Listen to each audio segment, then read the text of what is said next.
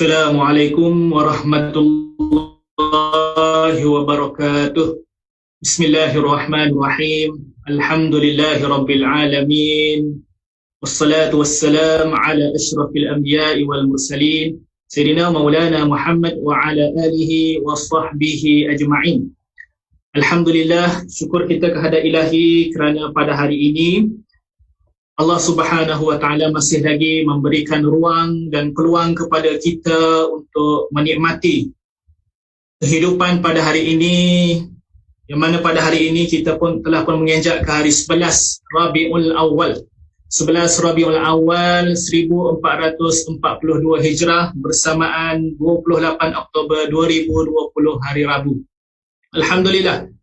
Yang keduanya, selawat dan salam kepada junjungan besar Nabi Muhammad sallallahu alaihi wasallam yang telah menyampaikan risalah Islam kita pada hari ini, agama yang kita anuti pada hari ini.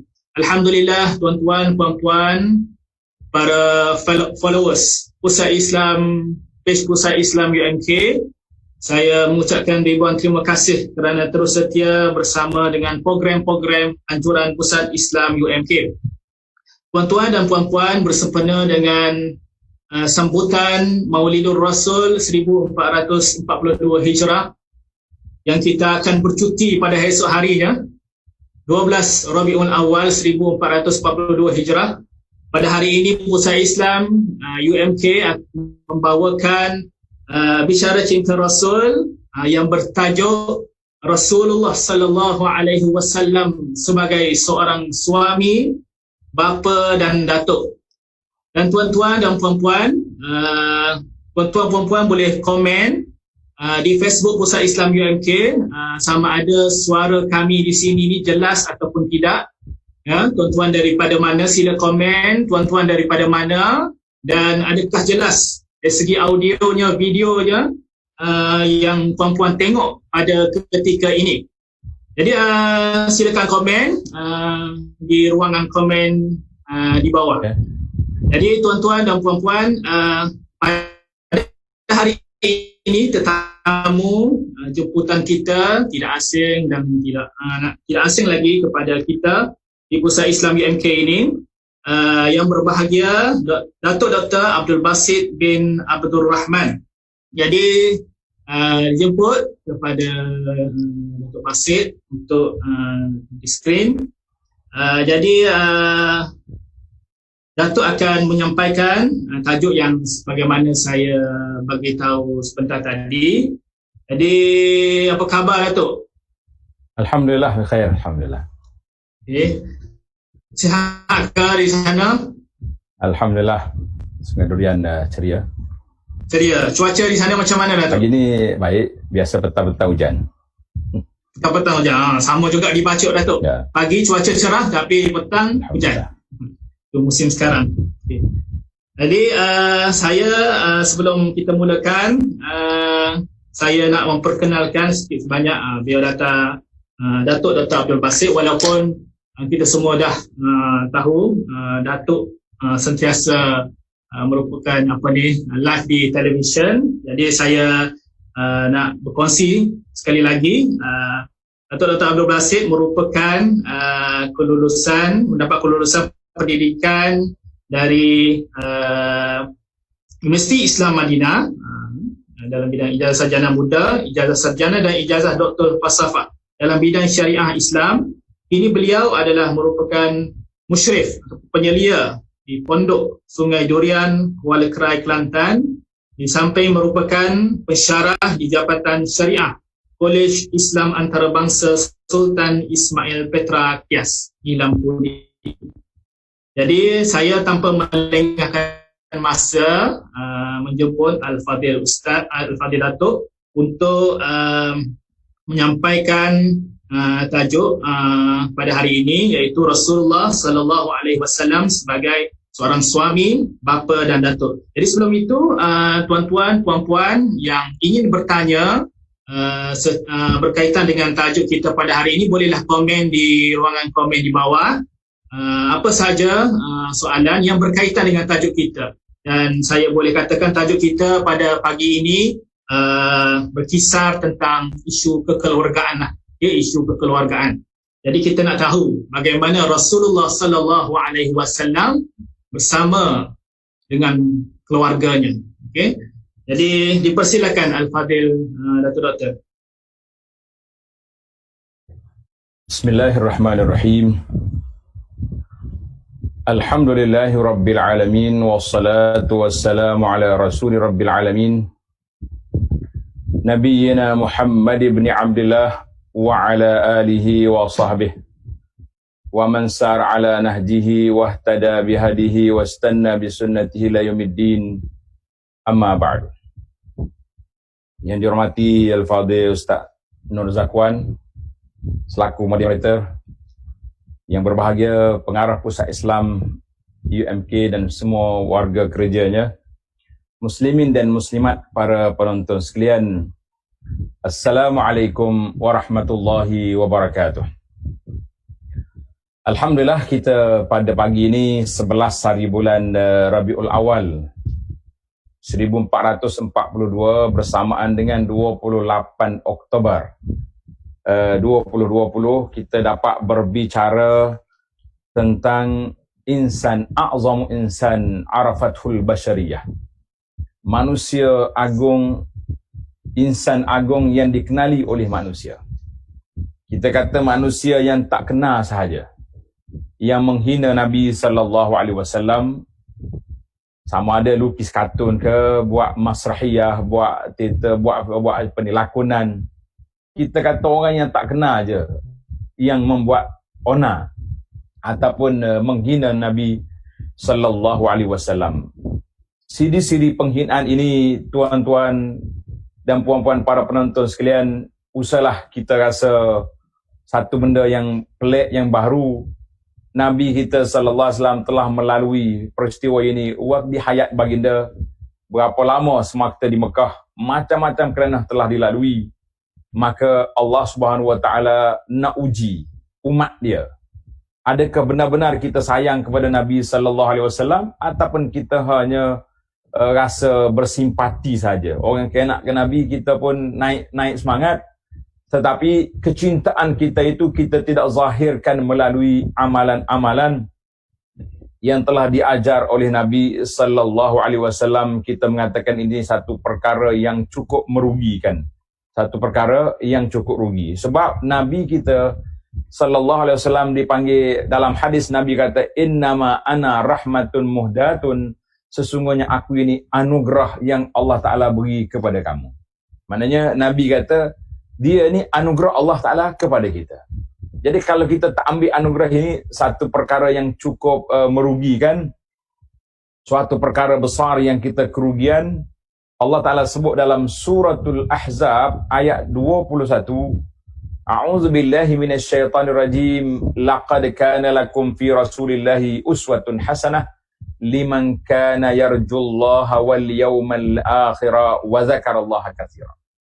Sesungguhnya bagi kamu pada diri Rasulullah sallallahu alaihi wasallam itu adalah uswatun hasanah, contoh yang baik, ataupun disebut juga dengan nama qudwah, ikutan yang baik. Bagi siapa itu? Liman kana yarjullah, bagi orang yang mengharapkan untuk bertemu dengan Allah dan juga kembali pada hari akhirat dan banyak mengingati Allah Azza wa Jalla. Maka ini orang yang akan dapat faedah daripada kedatangan Nabi sallallahu alaihi wasallam. Adapun orang yang tidak jadikan Nabi sebagai contoh, maka mereka kerugian khasirat dunia wal akhirah, mereka rugi dunia dan juga di akhirat. Dalam Al-Quran yang selalu kita baca, inna syani'aka huwal abtar, orang yang menghina kamu, mereka yang hina. Tuan-tuan dan puan-puan para penonton sekalian, para jemaah sekalian, tajuk yang dipilih untuk kita perbincangkan pada pagi ini iaitulah Rasulullah sallallahu alaihi wasallam ikutan sebagai seorang suami, bapa dan juga datuk. Maknanya kita nak bincang bab dari sudut keluarga. Nabi sallallahu alaihi wasallam bersama dengan keluarga untuk kita jadikan contoh. Lebih-lebih lagi di zaman kita hari ini, kita nak ambil contoh siapa? Kita semua ada keluarga, alhamdulillah. Dan ada isteri, ada anak-anak, ada cucu. Maka contoh yang kita kena ikut ialah Nabi sallallahu alaihi wasallam, sebab muamalah kita ni di antara dua dimensi. Disebut dengan nama ibadat kita ni dua dimensi.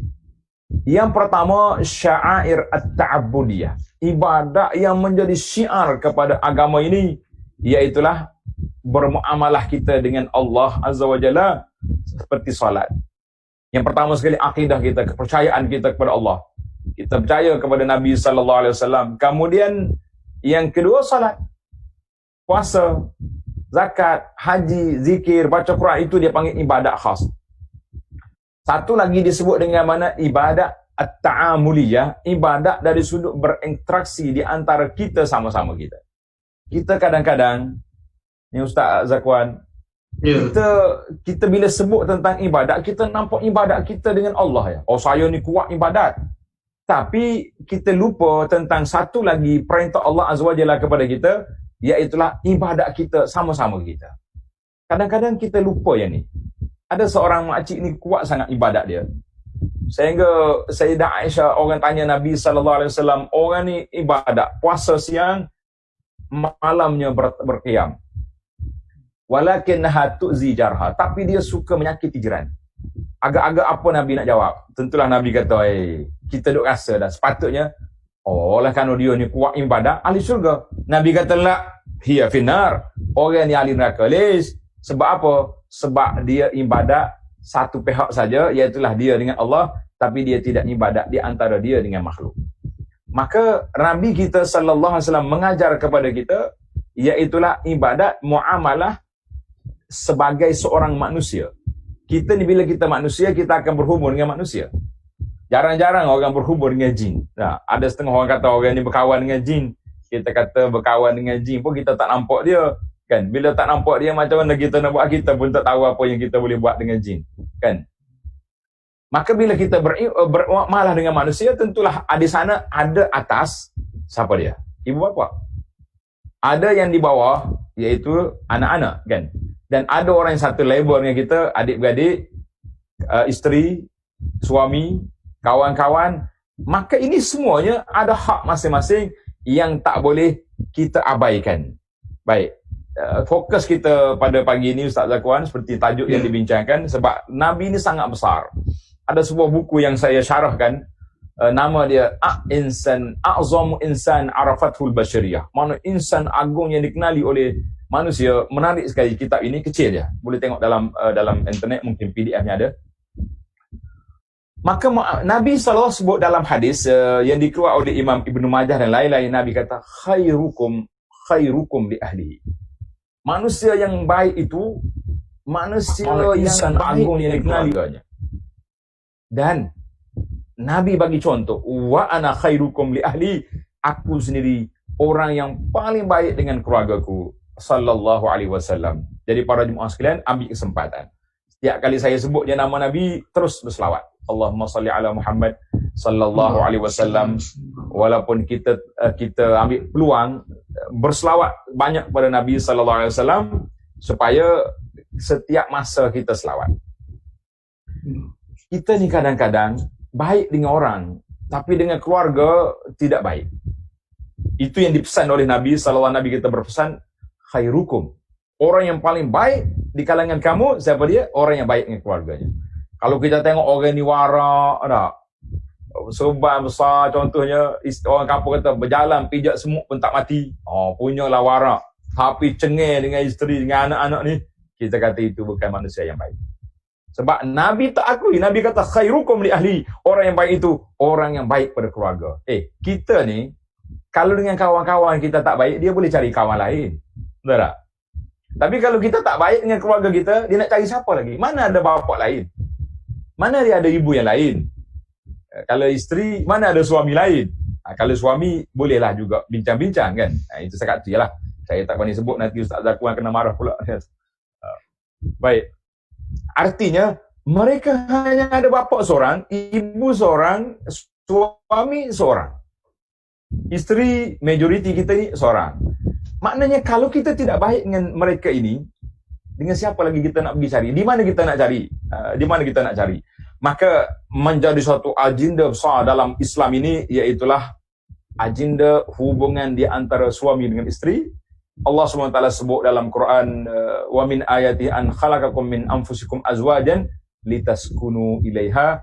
Allah kata, aku jadikan di antara ayat-ayat tanda-tanda kuasa Allah Azza wa Jalla, maka diciptakan daripada suami isteri itu litaskunu ilaiha, supaya suami itu tenang untuk bersama dengan isteri, isteri juga tenang untuk bersama dengan suami. Maknanya ketenangan itu ada. Tuhan tak kata litaskunu maha supaya kamu tinggal bersama. Ada orang tinggal bersama tapi tak tenang. Masing-masing bawa diri, bawa hala, kata orang tak. Bantal masing-masing mimpi lain-lain. Kita nak satu bantal, satu mimpi. Maknanya keindahan hidup kita. Baiklah. Dia beberapa contoh yang sempat saya akan tunjuk di sini kepada para jemaah sekalian tentang Rasulullah sallallahu alaihi wasallam sebagai suami. Isteri yang sangat-sangat disayangi iaitulah Sayyidah Khadijah radhiyallahu anha. Isteri yang pertama. Sebab itulah kata di orang Arab buat dalam kata-kata syair dia, mal habibu illa lil habibil awwali. Maknanya cinta yang betul-betul tu cinta yang pertama. Sebab tu Nabi kita sallallahu alaihi wasallam, dia walaupun Sayyidah Khadijah telah wafat radhiyallahu anha, sehingga Aisyah kata apa? Aku tidak cemburu kepada isteri-isteri Nabi sallallahu alaihi wasallam. Kan isteri Nabi ramai yang semasa dengan Aisyah. Lebih daripada aku cemburu kepada Sayyidah Khadijah radhiyallahu anha. Limadha? Kerana Nabi kita sallallahu alaihi wasallam banyak kali sentiasa je sebut nama Khadijah. Ada jamuan sikit, bawa banyak sikit nak bagi kepada adik Khadijah. Nak bagi sikit kepada kawan-kawan Khadijah. Nah, Aisyah kata, aku cemburu kepada isteri Nabi Khadijah. Sehingga Aisyah kata, ya Rasulullah sallallahu alaihi wasallam, kenapa dia sebut lagi orang yang sudah tiada? Yang ada ni kan ada. Nabi kata, mu kena ingat ya Aisyah, Khadijah beriman dengan aku ketika orang lain tidak beriman. Khadijah telah mencurahkan kasih sayang ketika orang lain lawan. Khadijah telah mencurahkan harta benda dia ketika orang lain tak beri. Maka Nabi sallallahu alaihi wasallam telah meletakkan Khadijah di tempat yang tinggi, yang sesuai, yang dengan keadaannya, yang telah memberi sokongan dan dokongan kasih sayang kepada Nabi sallallahu alaihi wasallam.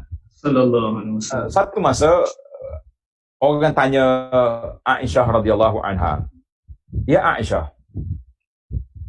maka Nabi sallallahu alaihi wasallam yasna fi baiti. Ini di antara rahsia.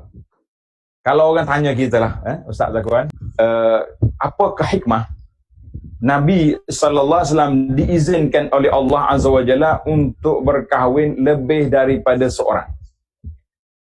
Maaf, lebih daripada 4 orang. Lebih daripada seorang orang lain pun boleh kalau mampu, tapi 4 orang tu khas untuk Nabi. Dia panggil ini min khususiyatin Nabi sallallahu alaihi wasallam, ciri-ciri keistimewaan Nabi. Untuk para penonton sekalian, sebuah buku yang ditulis oleh Syekh Ali As-Sabuni hafizahullah ta'ala, dia tulis Syubuhat. Ini buku ni penting, kecil ya, sekali baca habis. Syubuhat haula ta'addudiyah, ta'addud azwajatir Rasul. Keraguan ataupun menjawab kritikan orang terhadap kenapa Nabi kita sallallahu alaihi wasallam berpoligami, bahkan ramai isteri dia, 9 orang satu masa kan di Madinah. Sebab Allah Subhanahu wa taala nak dedahkan rahsia. Rahsia siapa? Rahsia Nabi sallallahu alaihi wasallam kepada umatnya. Kalau seorang, macam mana kita nak dapat rahsia?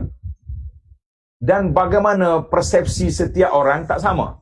Di antara Aisyah yang paling muda sekali dengan Hafsah walaupun muda pernah menjadi seorang janda kan.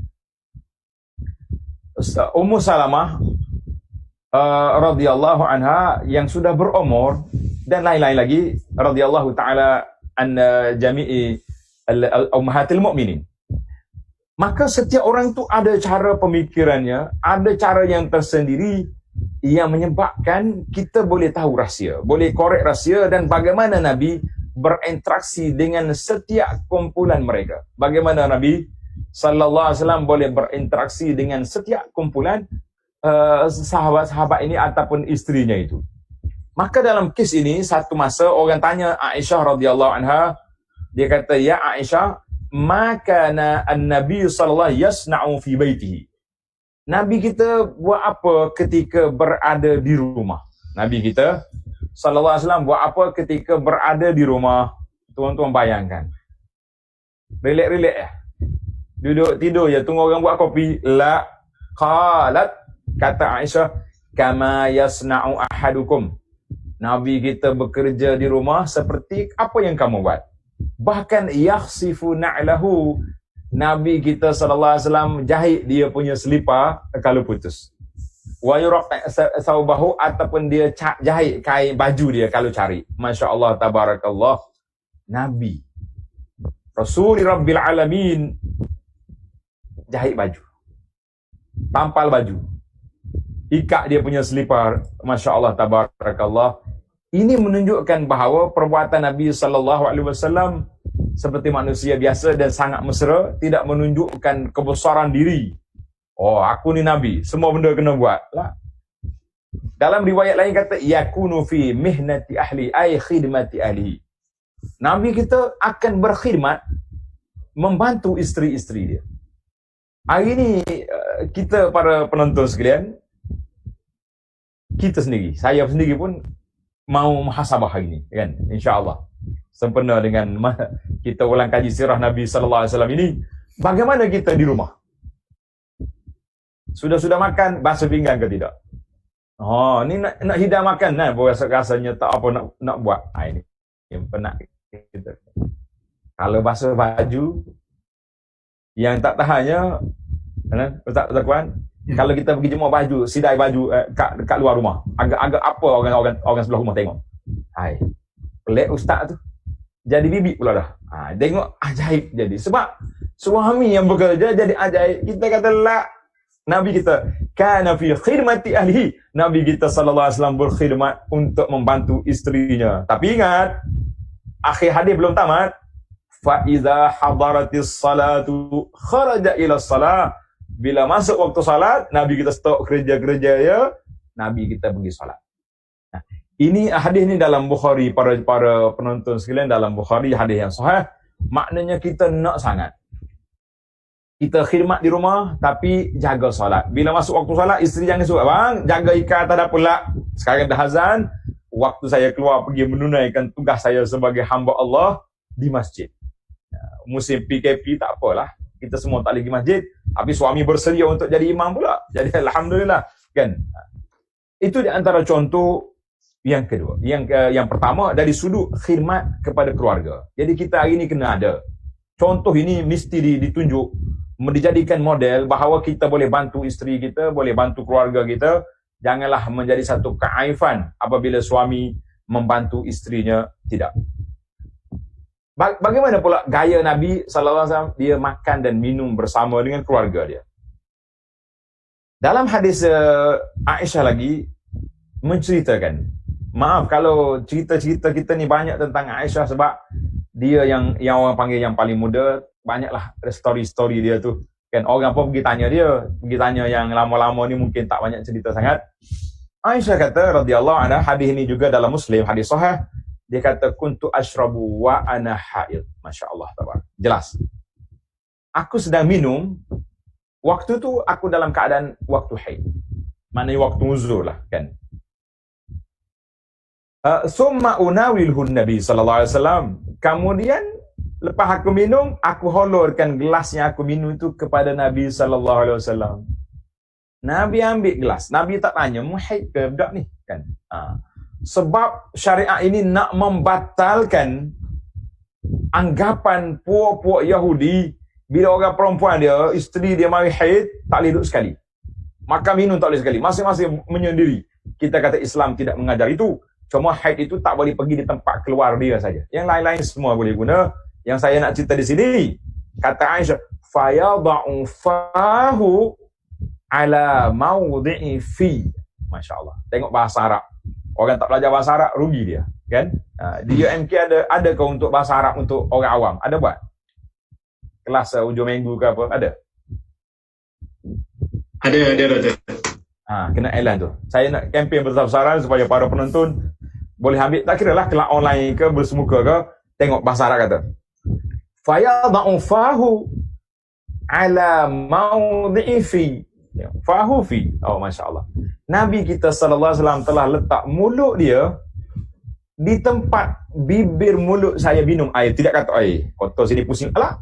Dicari di mana tempat Aisyah minum radhiyallahu anha wa an abiha wa an jami'is sahabah. Itulah sifat Nabi sallallahu alaihi wasallam. Maka kita bagaimana hari ni? Gelas masing-masing.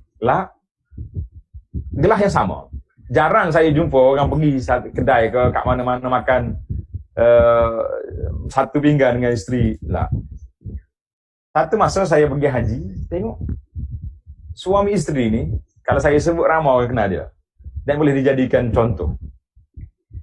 Suami dia ambil satu pinggan. Kata, kenapa ambil satu? Dia kata, buat apa kita nak membazirkan bekas? Ya, baik kita ambil satu. Rupanya satu pinggan dia makan berdua dalam tu, masya-Allah. Nasib baik dia tak suak ya. Kalau suak tu nampak semangat sangat. Kita ni suak juga. Bila Ustaz Zakwan? Bila Ustaz Zakwan bagi suak isteri makan? Masa mula-mula kahwin. Mula-mula kahwin. Lepas tu nak ambil gambar masa hari apa ni, happy birthday. Tak? Ya, betul. Tak payahlah ada suak-suak dalam gambar. Kita suak kat rumah je. Ni masa kalau happy birthday ke, masa hari apa ni, ulang tahun perkahwinan, habis pakat tunjuk ambil gambar suak bini. Kalau tak suak macam tak sah hari sambutan hari jadi hari tu kan. Kita katalah Nabi kita sallallahu alaihi wasallam, Aisyah radhiyallahu anha kata setiap hari dia ambil bekas aku, dia minum. Masya-Allah, tabarakallah. Jadi kita kena belajar sifat seperti ini.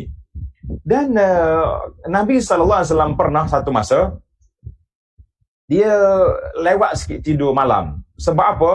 Dia duduk berbual-bual dengan Aisyah radhiyallahu anha. Aisyah cerita kepada dia kisah Ummu Zara. Menarik kisah Ummu Zara ni. Kalau tuan-tuan tak pernah dengar cerita ni, saya nak cerita ni panjang. Sebab kisah Ummu Zara ni kisah 11 orang wanita akan berjanji nak dedahkan rahsia suami masing-masing.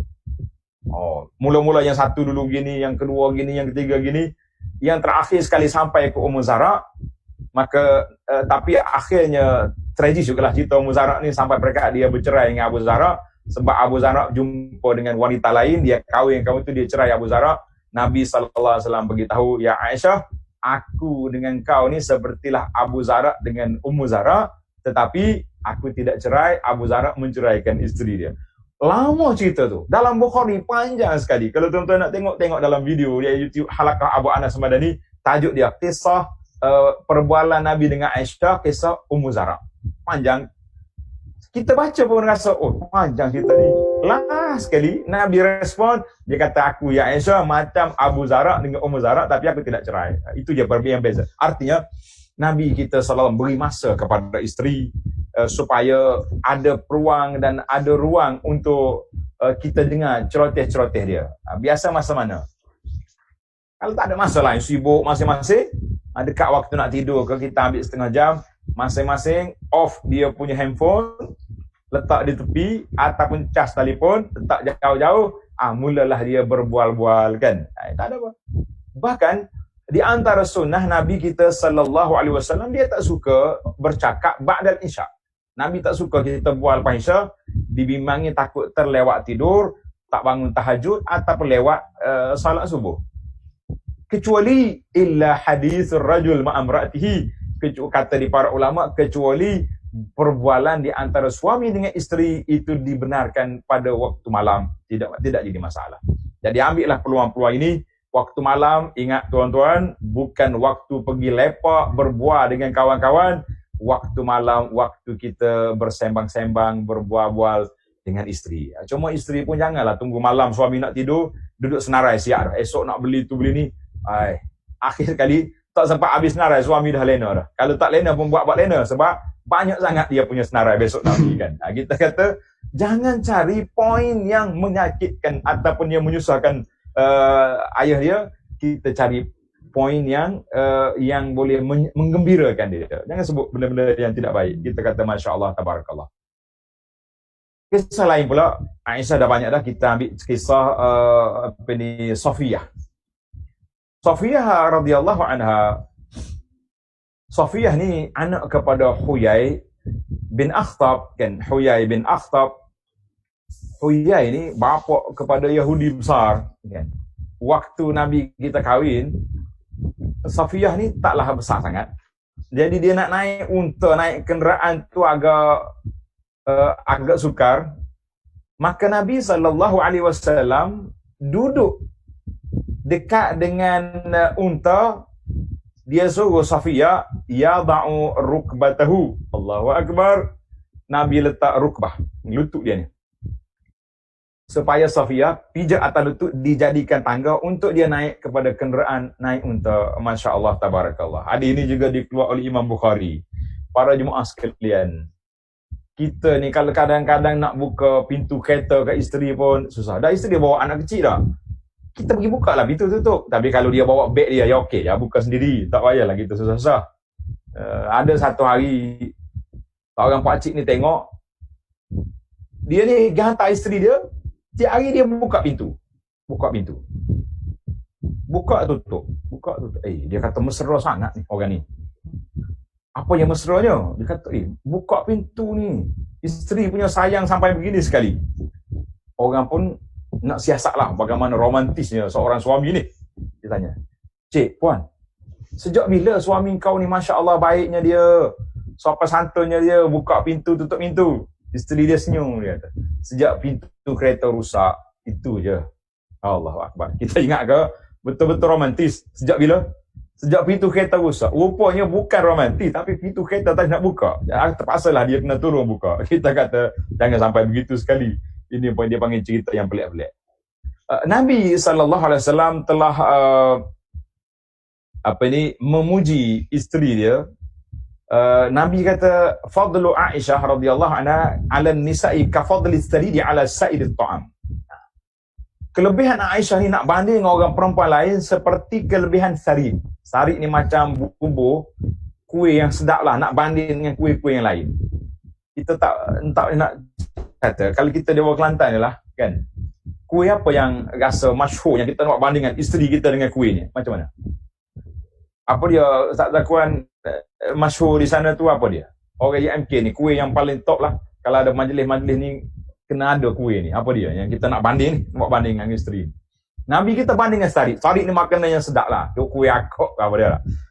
Cuma maknanya Nabi memberi penghormatan, penghargaan kepada isteri dia, supaya kita tengok kalau isteri kita ni Masya Allah, contohnya kita guru, isteri pun guru juga dah, dia naik pangkat, ataupun kita ustaz, isteri doktor contohnya, maka kita menghormati setiap orang itu kedudukan masing-masing. Kita letak cik puan sebagai guru, sebagai doktor, sebagai pegawai dah. Kalau dia naik pangkat ke, bagilah penghormatan, bagi penghargaan. Ini suami cemuh ya, ada setengah orang tu Masya Allah tidak menghormati walaupun isteri dia. Kita kata ini satu perbuatan yang tidak baik.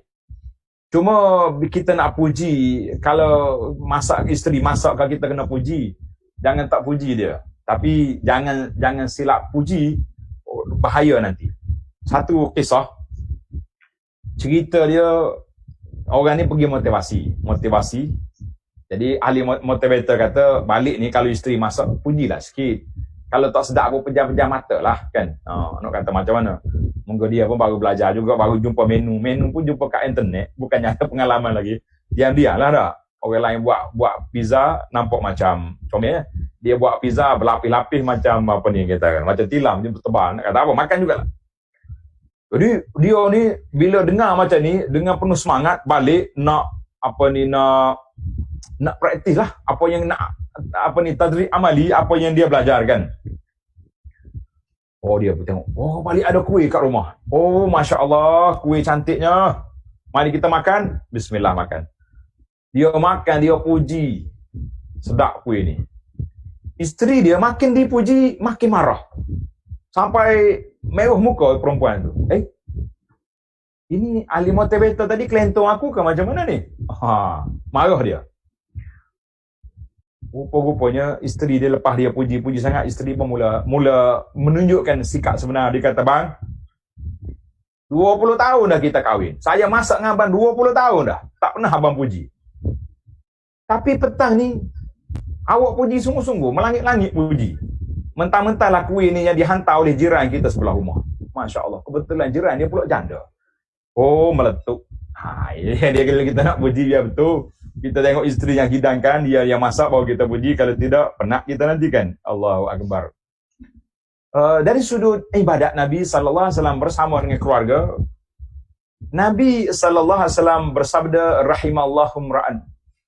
Allah Ta'ala bagi rahmat kepada seorang suami yang mengejutkan isterinya untuk bangun malam. Masya Allah, tabarakallah. Kalau tak bangun juga, renjis air di muka dia, biar dia bangun. Masya Allah. Dan Allah Ta'ala bagi rahmat kepada isteri yang mengejutkan suaminya. Tapi suami hati-hati. Jangan berani-berani, kan? Nak kejut dia tu MOU dulu. Bang, malam ni kita bangun tahajud ya, bang? Ya. Setuju? Setuju. Kalau tak bangun saya renji air boleh? Boleh. Ni tiba-tiba je macam air jam. Jawabnya kena terkajang, kita jatuh kati malam tu. Jadi kena buat perbincangan lah. Jangan kasar-kasar. Oh, Nabi suruh tahajud, awak tak tahajud ni. Suami apa macam ni? Jawab dia kena terkajang. Jadi bahasa tu kena lembut-lembut. Jangan duduk kasar-kasar kita dengan suami ni kan. Maka Nabi SAW ayqaza ahlahu, mengejutkan isteri-isteri dia untuk bangun solat pada waktu malam. Satu hari Nabi kita masuk dalam masjid, dia tengok ada tali yang diikat di antara tiang masjid. Nabi kata, mahazal habl.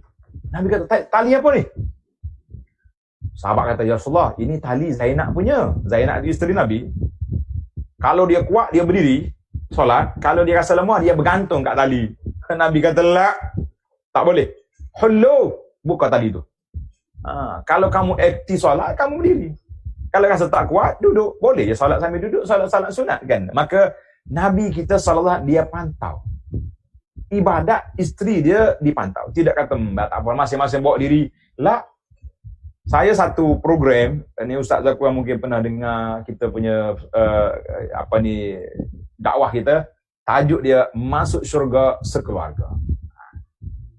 Nak model Nabi nak masuk syurga sekeluarga. Tengok dia kejut isteri dia.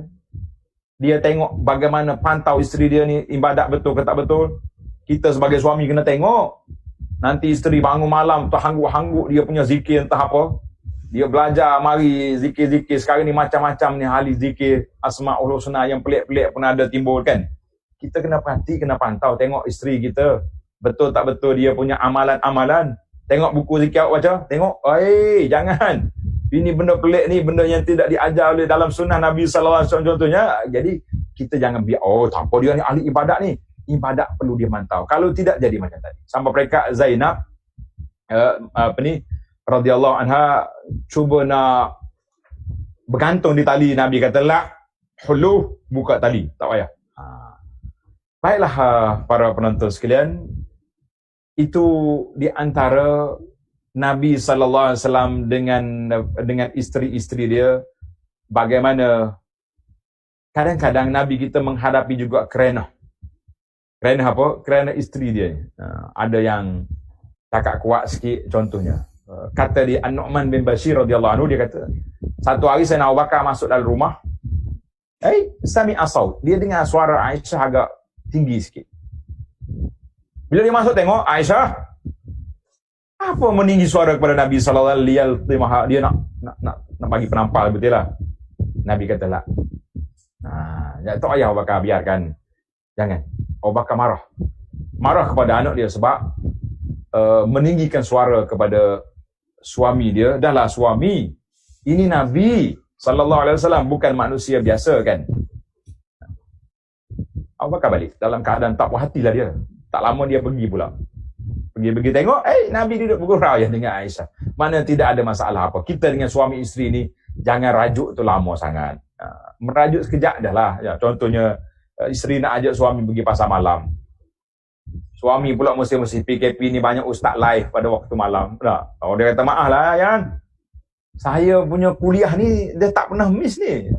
Tiba-tiba awak ajak kita pergi. Isteri pun merajuk, marah dah. Kita kata rajuk sekejap je lah, jangan sampai pergi tidur bilik lain.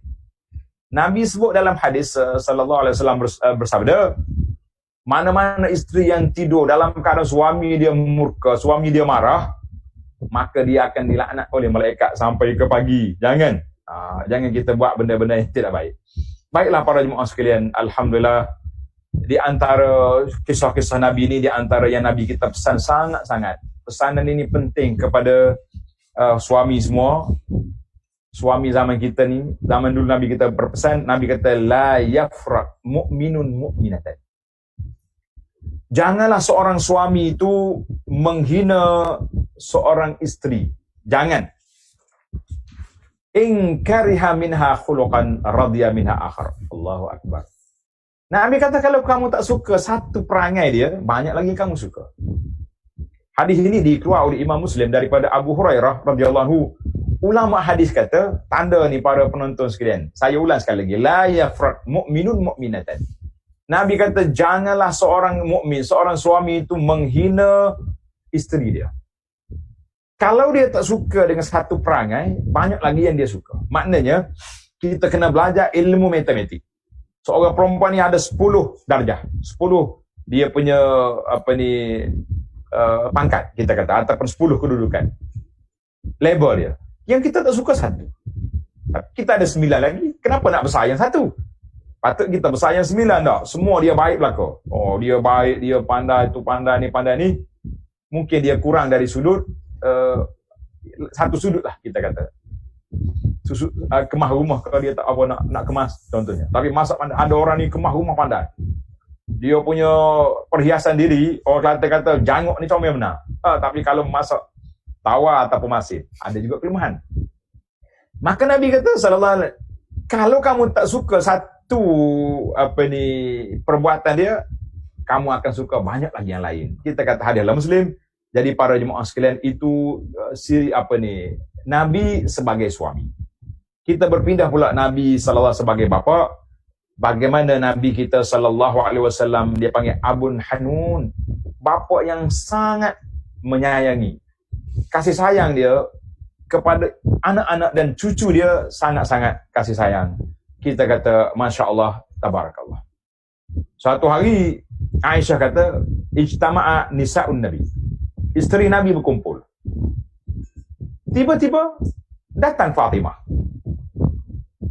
Tengok ni, Aisyah kata, tamshi ka'anna mishyataha.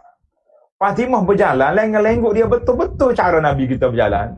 Radhiyallahu anha, menganak dia.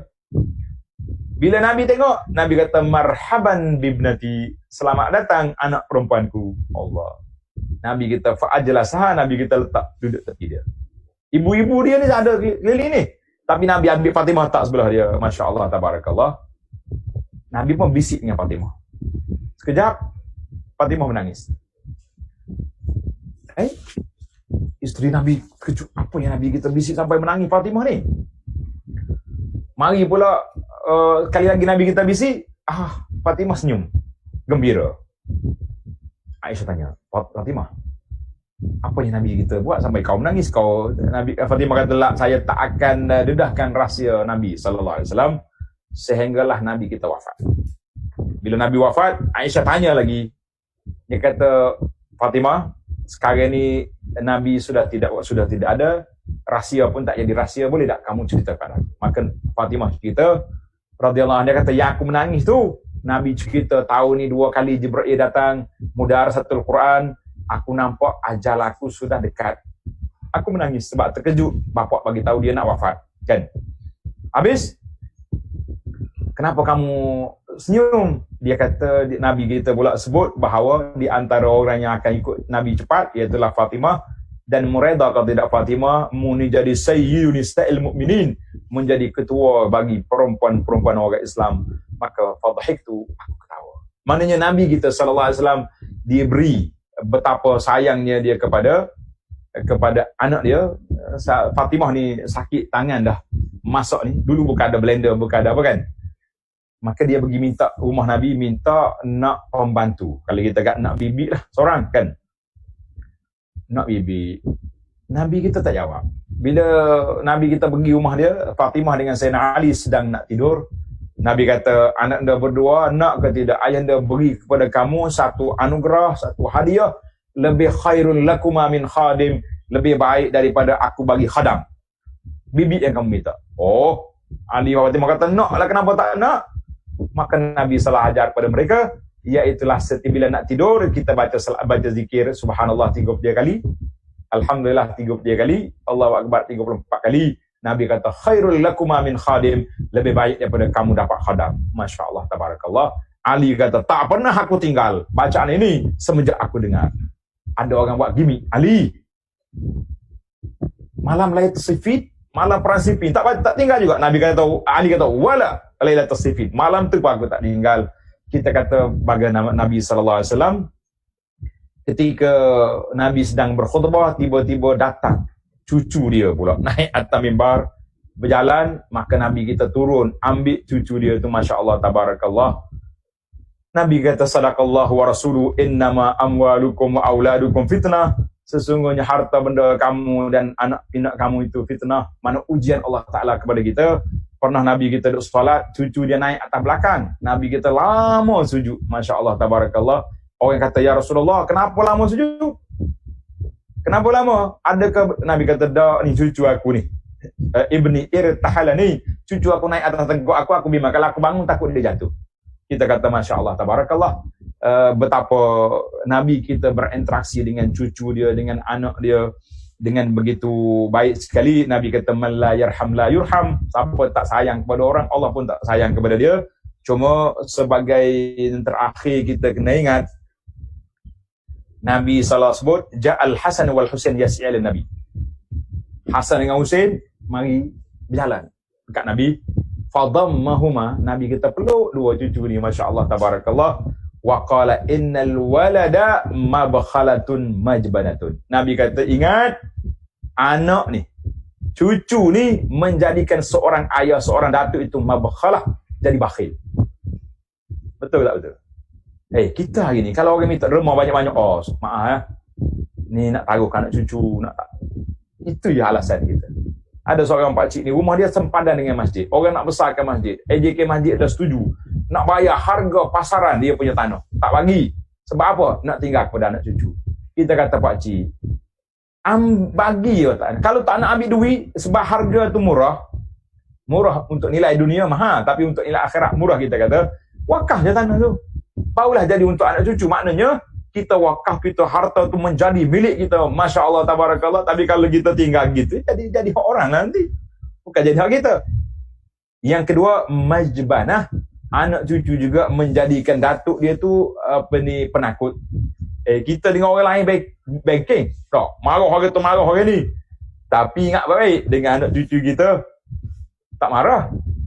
Nabi peringatkan. Ada riwayat lain kata majhalah, yang menyebabkan orang tu sanggup jadi jahil, tak sanggup pergi belajar. Kenapa tak pergi belajar?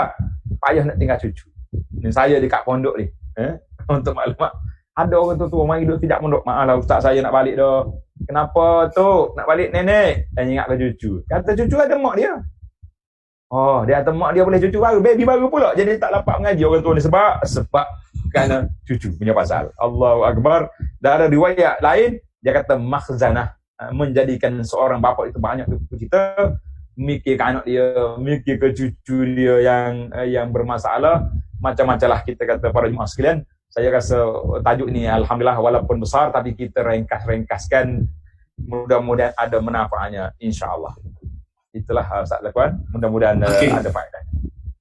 Okey, terima kasih yang berbahagia Datuk atas perkongsian tajuk kita. Saya rasa terangkum ketiga sekali itu, iaitu suami, bapa dan datuk. Jadi Datuk, untuk satu soalan sahaja saya nak tanya berkenaan dengan bab solat berjemaah ni antara suami dan isteri, yang mana bila satu situasi di mana ialah seorang suami ni dia nak ke masjid, selalu nak pergi ke masjid, tapi si isteri ni pula macam berat hati nak lepas. Sebabnya apa? Sebabnya ada anak kecil, dia kena masak dan sebagainya. Jadi si suami ni kadang-kadang dia tewas nak ke masjid, kadang-kadang dia boleh pergi ke masjid, kadang-kadang dia tewas juga. Bila dengar azan, kesian kepada orang rumah pula, tak pergilah solat berjemaah. Macam mana komen Datuk? Baiklah, boleh jadi ini musim PKP kot Ustaz. Musim PKP kan ramai suami dah jadi imam. Sehingga lepas PKP pun tak nak pergi masjid lagi sebab dia imam. Kita bagi tahu itu imam interim je. Imam interim ni habis tempoh kena letak jawatan. Tapi ramai yang tak letak jawatan. Baik, untuk garis panduan suami yang nak berjamaah dengan anak dan isteri, bagaimana keadaan? Menarik soalan ni. Terima kasih Ustaz Zakwan. Nabi SAW pernah tengok seorang sahabat duduk di tepi dinding, tak solat. Nabi kata, Lis, kenapa kamu tak solat? Kata, solat tu solat subuh. Dia kata, saya dah solat di tempat, di kemah kita tadi. Nabi kata, la tafa'an. Kalau mau solat di rumah kamu, bila mari di masjid orang solat, kamu kena ikut solat.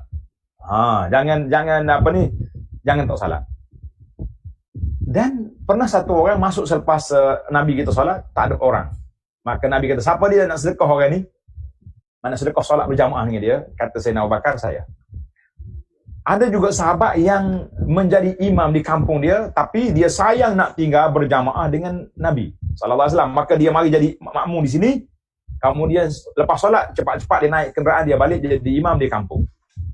Daripada dalil-dalil ini, memberi ruang kepada suami supaya bila masuk waktu solat, kalau rumah kita tak jauh dengan masjid, contohnya kita solat qabliyah, sunat qabliyah di rumah.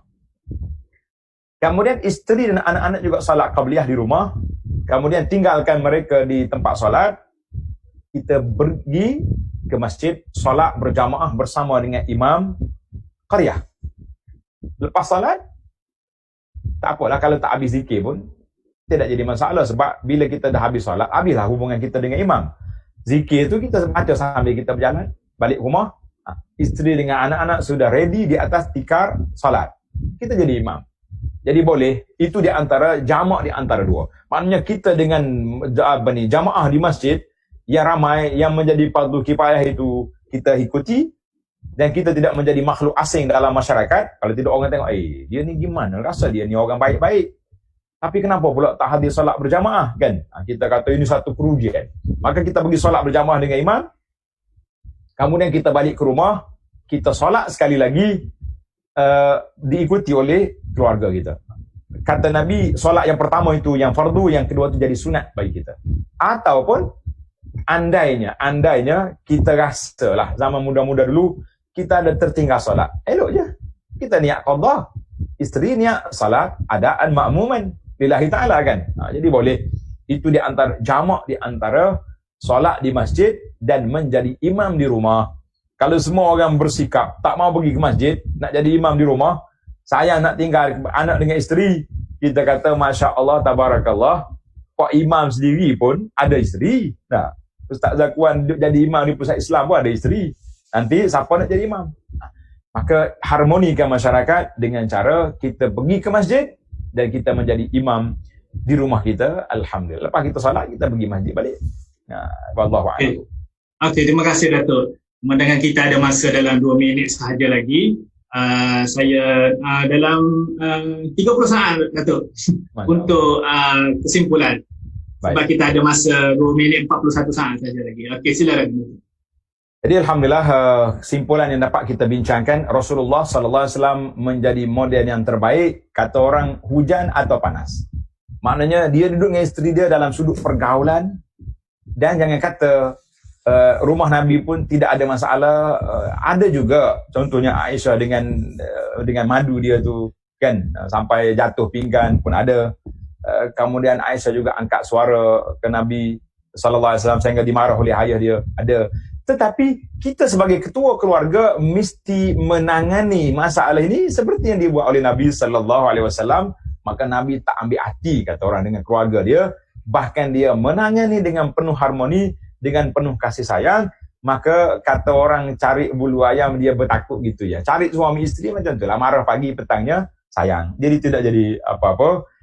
Saya itu jelah kesimpulan kita. Dan juga jangan lupa kita dengan anak, dengan cucu kita juga tanggungjawab. Yang package kita masuk syurga sekeluarga itu satu agenda yang besar yang mesti kita cuba besar-besarkan supaya kita sayang pada keluarga kita sehingga kita akan bertemu di syurga nanti, insya-Allah.